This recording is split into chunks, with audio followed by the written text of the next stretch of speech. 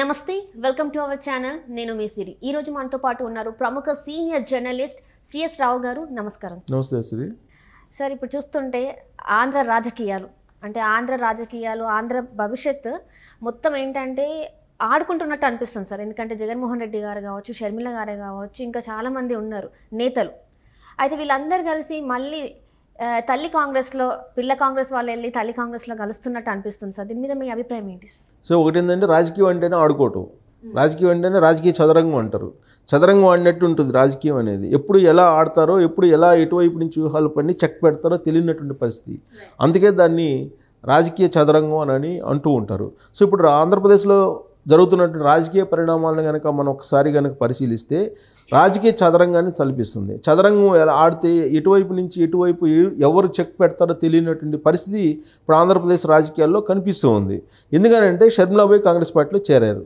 షర్మిల కాంగ్రెస్ పార్టీలో చేరిన తర్వాత జరుగుతున్నటువంటి రాజకీయ పరిణామాలు ఏంటి ఆంధ్రప్రదేశ్లో అంటే ఇప్పటి వరకు జగన్మోహన్ రెడ్డి ఎవరినైతే తీసేశారో తొలగించారో సిట్టింగుల్ని వాళ్ళు ఎటు వెళ్ళాలి అనేటువంటి ఒక డైలమాలో ఉండిపోయారు ఎందుకు డైలమాలో ఉన్నారు తెలుగుదేశం పార్టీలోకి వెళ్ళలేరు ఎందుకంటే Telugu Desam party already packed Telugu Desam పార్టీలో ఉన్నటువంటి క్యాండిడేట్స్ ఉన్నారు తెలుగుదేశం పార్టీలో ఉండేటువంటి ఇన్ఛార్జీలు ఉన్నారు అక్కడ క్యాడర్ ఉంది వైఎస్ఆర్ కాంగ్రెస్ పార్టీ నుంచి వస్తే కనుక అక్కడ బరాయించేటువంటి పరిస్థితి కానీ లేదా వాళ్ళని తీసుకునేటువంటి పరిస్థితి కానీ లేదు జనసేనలో కూడా అలాంటి పరిస్థితి ఉంది అలాంటప్పుడు ప్రత్యామ్నాయ మార్గాలు ఏమీ లేవు వాళ్ళకి దాంతో వాళ్ళు అట్టుడికిపోతున్నారు అసంతృప్తితోటి అసహనంతో రగిలిపోతున్నటువంటి పరిస్థితి అలాంటి వాళ్ళని ఎంతో కొంత సాటిస్ఫై చేయడానికి మాస్టర్ ప్లాన్ వేశారు జగన్మోహన్ రెడ్డి షర్మిలని ఇమీడియట్గా కాంగ్రెస్ పార్టీలో చేరేదానికి ఆయన ముహూర్తం ఫిక్స్ చేసేసారు ఆమె ఢిల్లీ వెళ్ళి ఢిల్లీలో కాంగ్రెస్ పార్టీలో చేరిన వెంటనే ఇమీడియట్గా వైఎస్ఆర్ కాంగ్రెస్ పార్టీ నుంచి బయటకు వచ్చినటువంటి ఆళ్ల రామకృష్ణారెడ్డి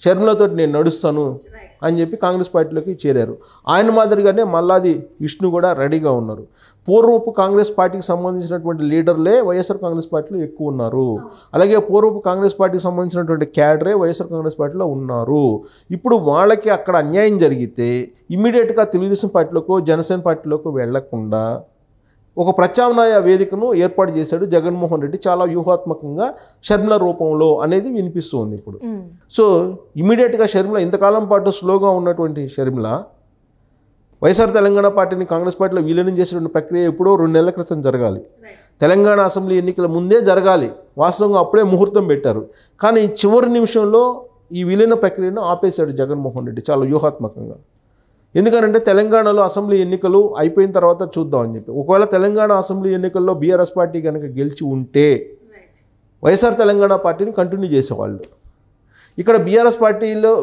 అధికారంలో రాలేదు కాంగ్రెస్ పార్టీ అధికారంలోకి వచ్చింది కాబట్టి కాంగ్రెస్ పార్టీలో ఈ పార్టీని విలీనం చేసేసి కాంగ్రెస్ పార్టీలో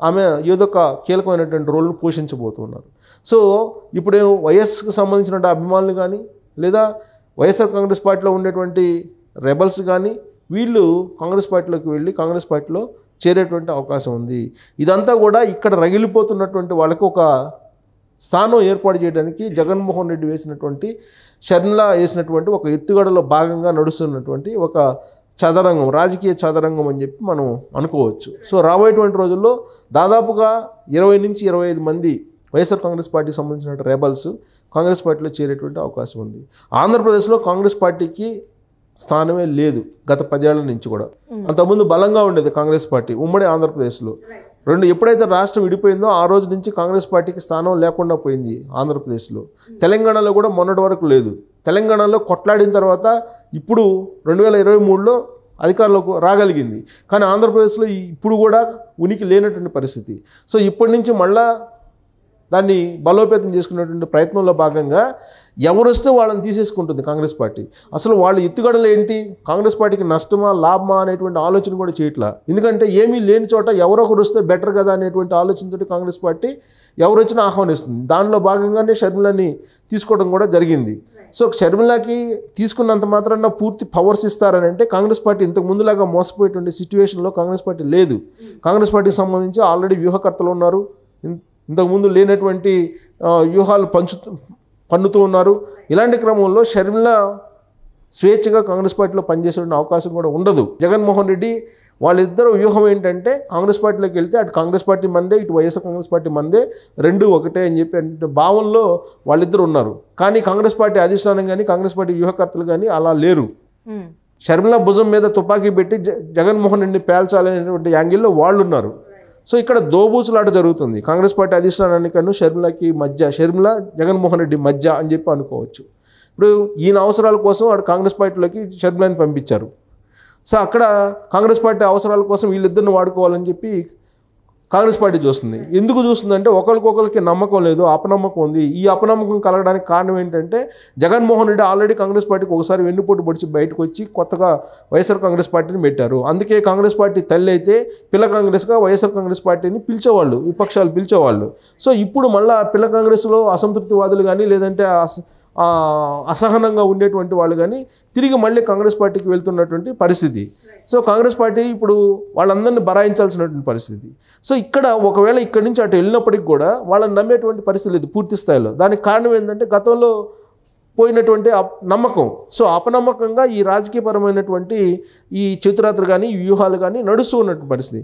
సో అందుకే ఇప్పుడు షర్మిల భుజం మీద తుపాకీ పెట్టి జగన్మోహన్ రెడ్డి కాల్చాలని కాంగ్రెస్ పార్టీ, షర్మిల భుజం మీద తుపాకీ పెట్టి కాంగ్రెస్ పార్టీని కాల్చాలని జగన్మోహన్ రెడ్డి ప్రయత్నం చేస్తున్నారు. సో ఈ క్రమంలో షర్మిల కాంగ్రెస్ పార్టీకి వెళ్ళినప్పటికీ కూడా ఎవరు ఎత్తుగడలు వాళ్ళకు ఉన్నాయి. కాకపోతే తాత్కాలికంగా మాత్రం విజయం సాధించినట్టు జగన్మోహన్ రెడ్డి ఫీల్ అవుతున్నారు. Right sir.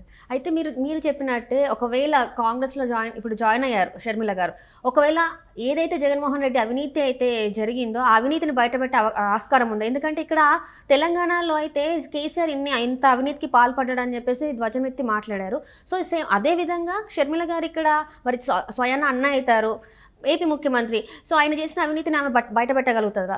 ఒకవేళ బయట పెట్టకపోతే షర్మిలని ఏం చేయాలనేది కాంగ్రెస్ పార్టీకి తెలుసు. ఇంతకు ముందులాగా కాంగ్రెస్ పార్టీ మరొకసారి జగన్మోహన్ రెడ్డి వల్ల పడేటువంటి పరిస్థితి ఉండదు. ఎందుకంటే కాంగ్రెస్ పార్టీ ఇంతకుముందు వేరు, ఇప్పుడు వేరు. రాజకీయ వ్యూహకర్తలు ఉన్నారు, రాజకీయ వ్యూహాలు వేరుగా ఉన్నాయి. ఇప్పుడు రాహుల్ గాంధీ అలాగే ప్రియాంక మొత్తం సారథ్యంలో నడుస్తుంది.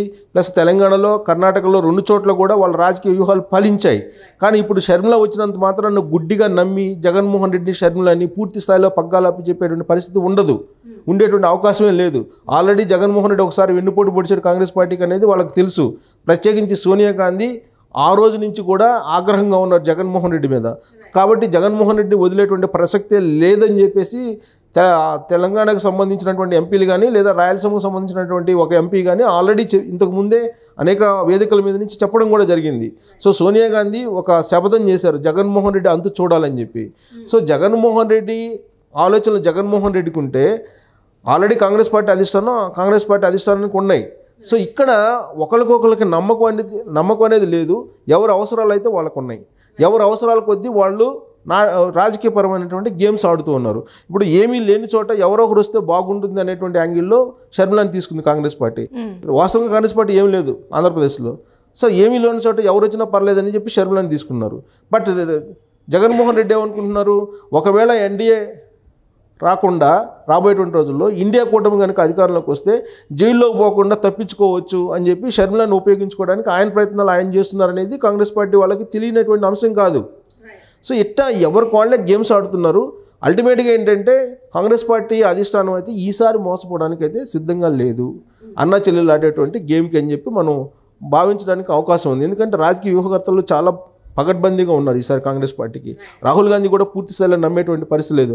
అందుకే ఢిల్లీ వెళ్ళినట్టు సందర్భంగా షర్మిల వైఎస్ఆర్ తెలంగాణ పార్టీని కాంగ్రెస్ పార్టీలో విలీనం చేసినప్పుడు మనకు కనిపించినటువంటి దృశ్యం చూస్తే కనుక ఆమె పక్కన ఉన్నటువంటి వాళ్ళు ఎవరెవరు ఉన్నారో చూస్తే కనుక ఆమెకి ఎంత విలువ ఇస్తుంది కాంగ్రెస్ పార్టీ అనే దానికి మనం నిదర్శనంగా కూడా తీసుకోవచ్చు. Right. Thank you so much sir. Thank you.